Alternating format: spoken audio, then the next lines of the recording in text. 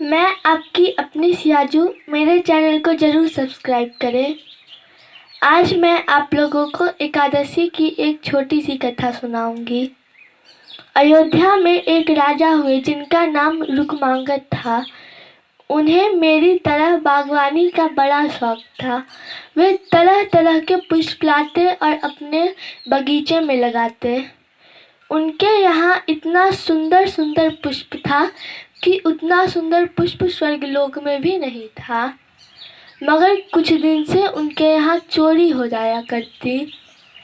परियां आती, फूल तोड़ के हेलीकॉप्टर की तरह उड़ जाती।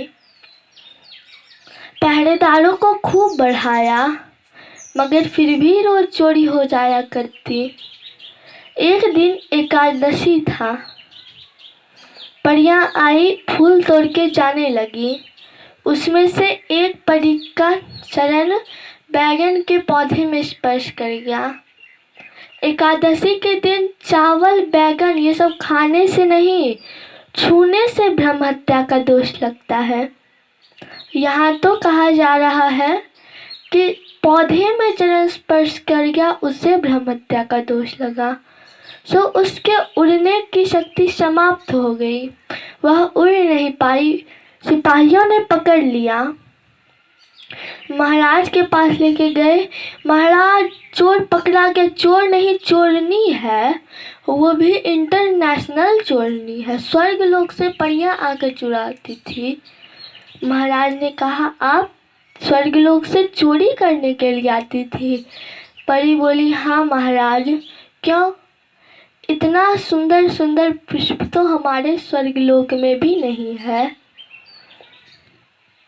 राजा ने कहा, आप स्त्री हैं, वो भी दूसरे लोक से आई हुई स्त्री हैं। आपको आपके धाम पहुंचाना मेरा कर्तव्य है। सो क्या इसका कोई उपाय नहीं है? परी बोली, महाराज, यदि आपके यहाँ कोई एकादशी का व्रत करता हो और मुझे संकल्प करके दान कर दे तो मैं वापस अपने लोक को जा सकूंगी। पूरे अयोध्या में ढिंढोरा पिटवा दिया गया। किसी को पता नहीं था, सत्युग की बात है। पूरे अयोध्या में किसी को पता नहीं था कि एकादशी होती क्या है। मगर एक घर में घटना ये घटी थी कि वहाँ एक नौकरानी काम करती थी। उससे कोई गलती हो गई तो सेठ ने उसे कमरे में बंद कर दिया और दिन भर खाना पीना कुछ नहीं दिया।